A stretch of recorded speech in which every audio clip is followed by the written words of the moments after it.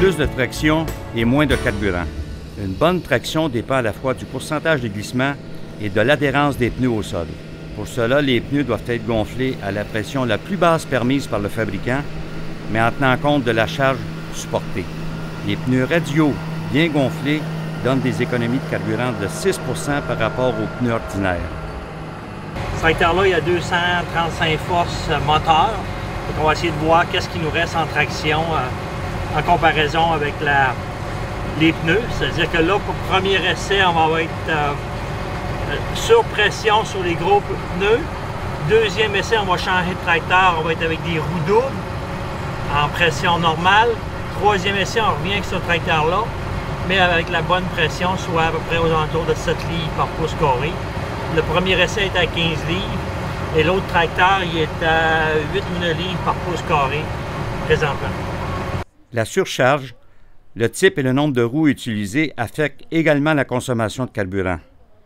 En effet, les pneus jumelés peuvent augmenter la consommation.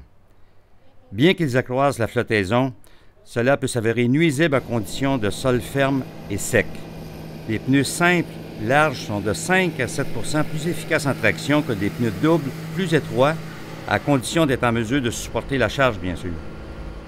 En résumé, un pneu radial gonflé correctement est de 6 à 8 % plus efficace qu'un pneu ordinaire. Les pneus radiaux ont cependant besoin de plus de tension. L'ajustement de la pression de gonflage à la charge est essentiel pour optimiser leur performance. Vérifiez la pression des pneus régulièrement. Pour bien réussir, utilisez un manomètre précis pour les basses pressions. Ne jamais dépasser le poids maximal admissible. Consultez le manuel du propriétaire ou le guide du fabricant de pneus pour connaître les pressions et les charges recommandées. Les recommandations de pression de gonflage indiquées sur le côté des pneus sont des pressions maximales pour des charges maximales. Utiliser ces pressions à des charges moindres peut porter atteinte aux pneus et nuire à la performance du tracteur.